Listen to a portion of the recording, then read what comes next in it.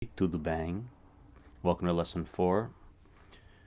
Think of each one of these lessons as like you're putting a thin coat of paint on a wall, all right?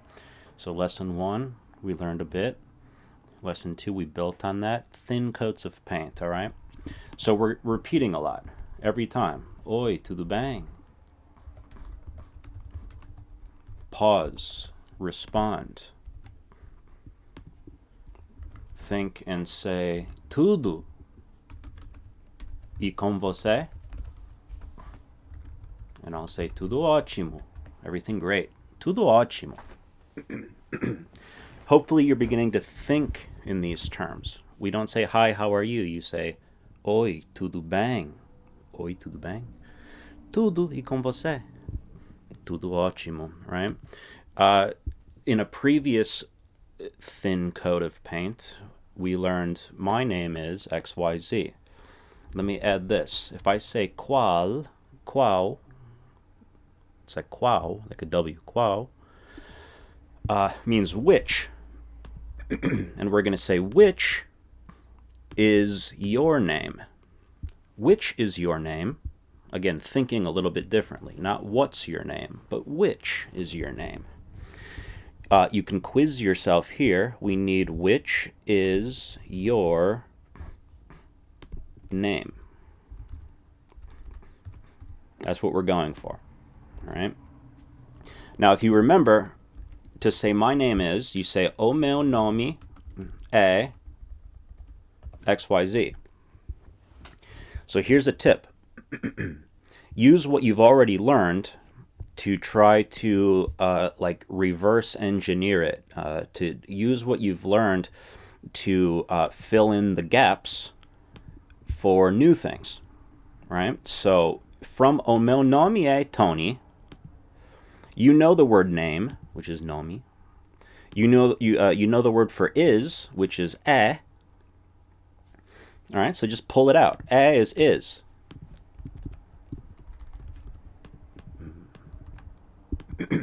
Which is your name? Qual é? Together it's qual é.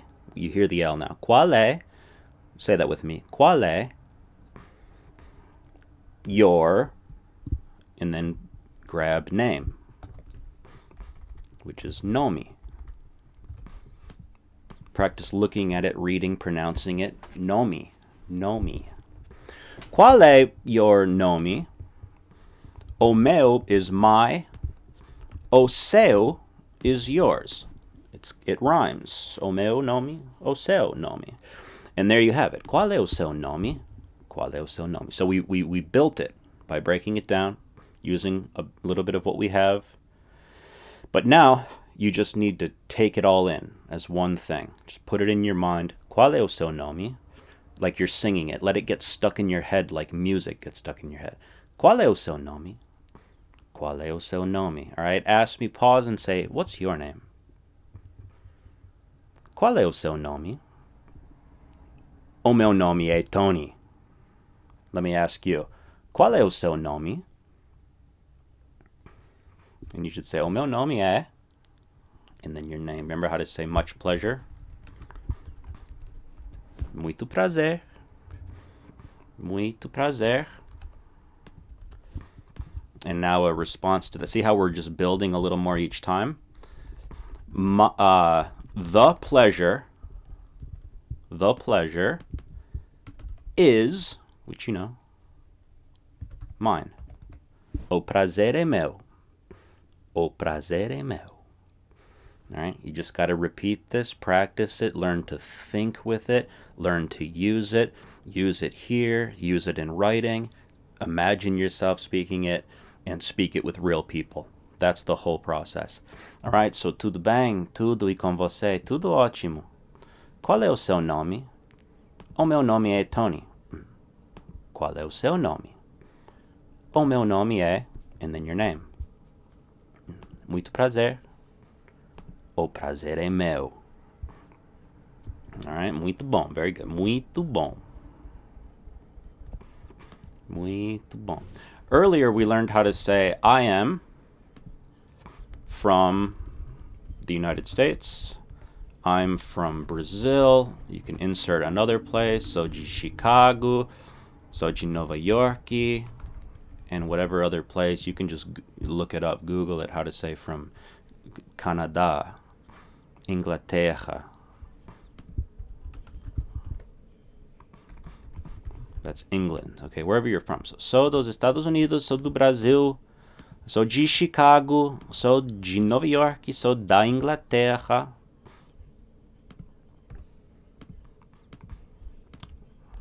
Now let's learn the question. Where are you from? From where you are. That's the breakdown. From where you are.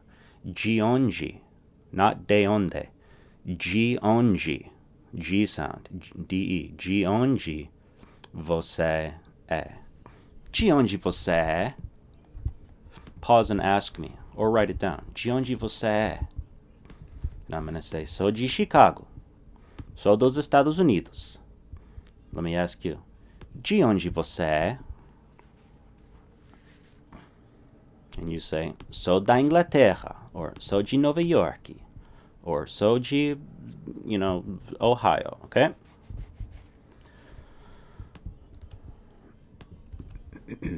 Building on on places. Let's describe. Let's say Chicago or Nova York. Even if you're not from there, just how to describe. Chicago is a big city, or Chicago is a nice city, right? Chicago is, how do you say is? We know this, right? É. Chicago é uma cidade grande.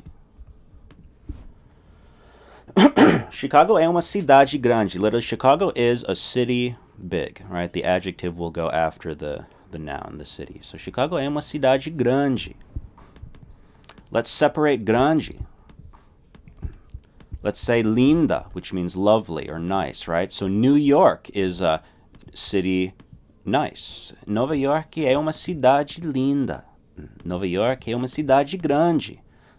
Chicago é uma cidade linda e grande. See how there's a lot of possibilities? Of course, you could say não é, right? So if you're from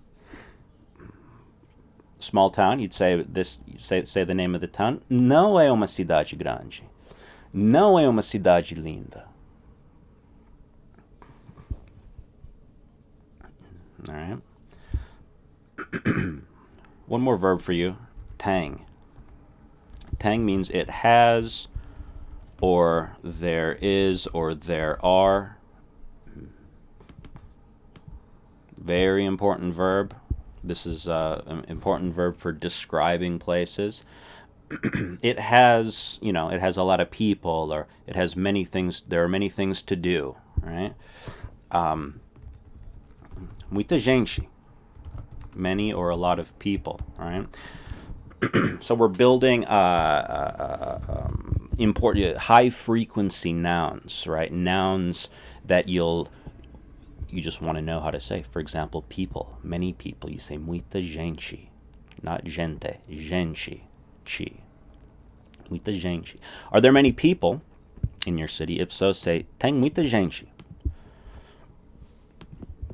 If there are not a lot of people, say no. You see that, you just put no in front of it. So no tem muita gente, right? So XYZ, small town, is not a big city, and there are not many people. So XYZ não é uma cidade grande. Não é uma cidade grande. Não tem muita gente. But Chicago é uma cidade grande. Tem muita gente and many things. Muitas coisas. Look at how to say things. Coisas. Thing is coisa. Things is coisas. Many things. Muitas coisas. Notice that muitas is also plural with an S. Muitas coisas. There are many things to do. Let's just put in to do, all right? The verb fazer means to do. Para is in order to do, or for doing, to do. There are many things to do. Tem muitas coisas para fazer.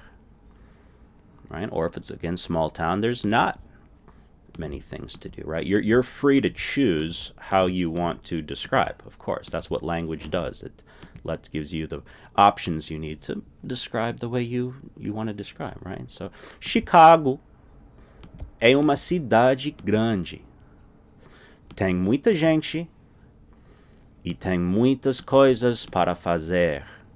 Nova York é uma cidade grande e linda. Tem muita gente e tem muitas coisas para fazer. Small town não é uma cidade grande.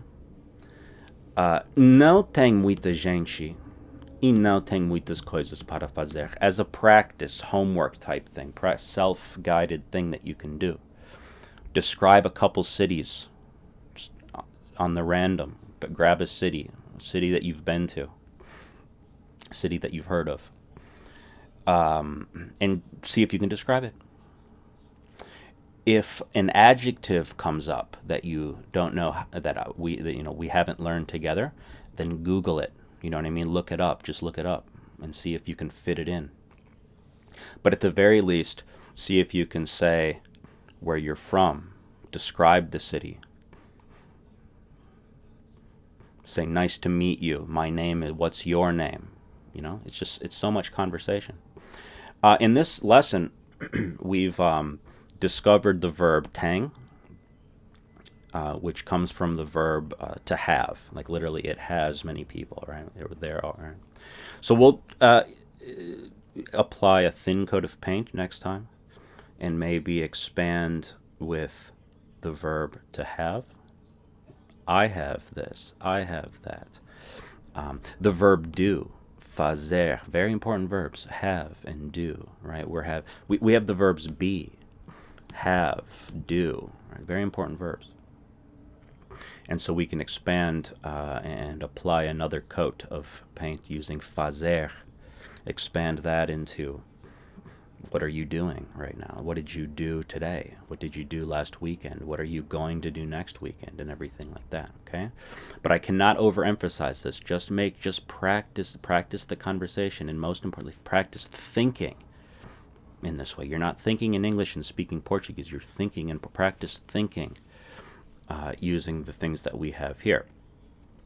You can write in a notebook, write dialogues, practice thinking, speaking out loud, visualizing yourself as a Portuguese speaker, and of course using this Portuguese in your daily life. All right, so that's that lesson. Take your time, and we will continue to expand in the next lesson.